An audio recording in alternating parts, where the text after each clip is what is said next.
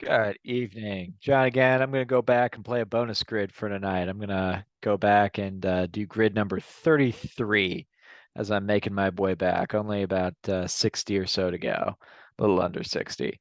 But got some time here in the hotel, so gonna go for it. Let's go ahead. Let's go play. I just played grid 307 earlier.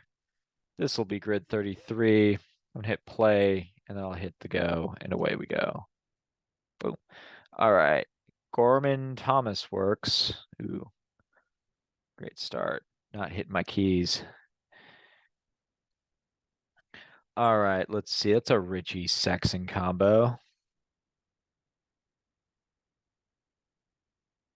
It's just All-Star and Gold Glove. I should be able to do this. Ooh, that was also Richie. Yeah, let's go Jeff Nelson. I'm having limited luck with the laptop. Kenny Lofton made a bunch of All-Star teams. Ryan Braun played in a bunch of All-Star games.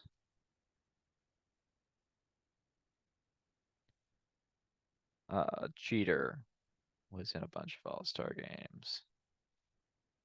Gold Glove, let's see, Roberto Alomar. And over here we'll go, let's see, Yount, one Gold Glove. And then down here, let's see, Mattingly. For 116 or so. With a score 122. Not great, but I mean that's the time wise. I mean it's a little above the minute, but I've been the laptop is definitely different than the keyboard, and frankly, I don't care enough about my time on this to get a wireless keyboard. I do have a wireless mouse, but it doesn't really work very well, so it doesn't work at all. I should say. Um, I think the dongle's wrong. Oh well. Let's see here. So Yount went with the most obvious for Gold Glove. He only won a couple. Um, Cecil Cooper, Sixto Loscano will also work. I think Santana might have won Gold Glove this past year. Actually, I'm not 100% sure on that. I remember he was one of the finalists, though. Jeff Nelson at 2%. He alternated back and forth between the Yankees and Mariners. That's why I remembered him. Sexton there for the Mariners and Brewers. My guy Ron Vallone works for all three of the team categories there. Mark Newfield also works. So I might work those guys in. I definitely know some obscure Brewer All-Stars, that's for sure. And a popular guest of the frequent guest of this podcast will work for All-Stars for either Cleveland or New York. We'll see which one I go with. All right. Just been analyzing and kind of getting myself a head start. We're gonna stop share. We're gonna reshare. Let's see. Oh, I guess I get the Brewers twice today. That's right. Lucky me. Playing incognito mode. Ah, that did the thing.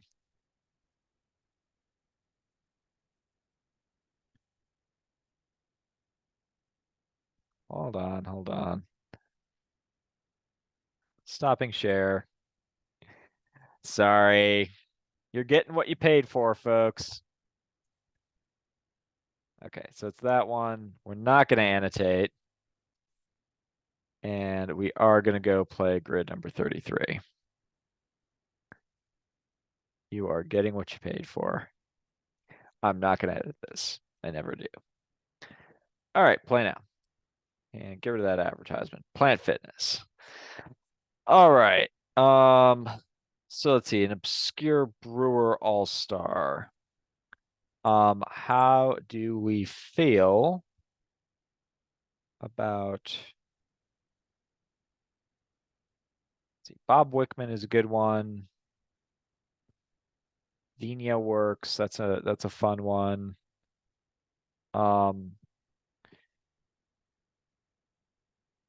Ricky, and here's once again, I'm gonna reveal some ignorance here. So I believe Ricky, it's either Bones or Bonus, but he was traded away before I consciously started following the Brewers. He was the Brewer All-Star in 94.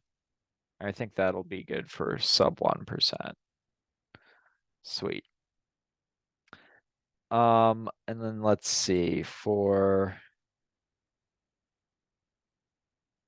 how about this? Let's go for Cleveland. I'm gonna go with Raleigh Helmsley, who I know was an all-star for Cleveland, New York, and for the Browns.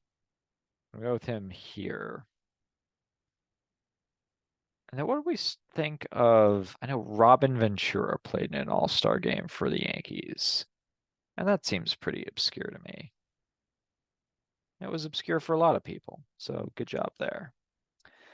Let's see. Gold Glove for Cleveland. Rick Manning I've played before, and I think he's usually around 1% when we've combined these. A little less than one. And I think Sixto Lezcano. George Scott also won Gold Gloves as a Brewer first baseman. Let's go with Lezcano. 2%. There aren't that many, so that might have been the best one. And for the Yankees, I'm gonna go with Bobby Shantz. Sweet. Less than one at least. Um, all right, I'm gonna go with Mark Newfield for this one.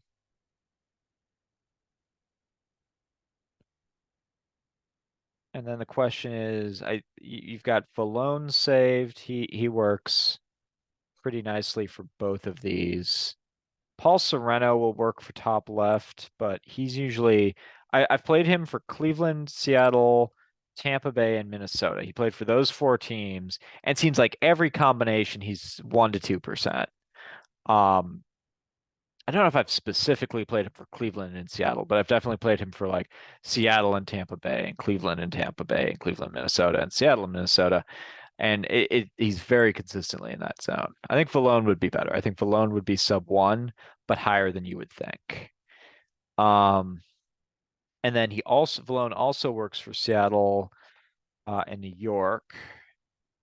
Um, so the only question there then is who would I use Valone on? Do I go with Sorrento? Got a pretty good score going, so I wanna see it through. I shouldn't have used Gorman Thomas. Gorman Thomas was only a 0.5, and I think Valone will be a little less than that. I think Paul Serrano will be a lot higher than that. Sexton would actually have worked for the Mariners and the Yankees. He finished out his career with the Yankees. Um, let's see, Gossage would work for Mariners and Yankees. So would Gaylord Perry. I don't know how sneaky that's going to be. Cano's going to be the big get there, um, in terms of least amount of rarity. Ken Griffey Sr. would work for the Mariners and the Yankees, but um, Ken Griffey Sr.'s time in New York was so miserable that Ken Griffey Jr. vowed that he would retire rather than ever play for the Yankees. I think just the fact that the Griffies had that kind of saga rules that one out. Completely. So let's not go with that. Um,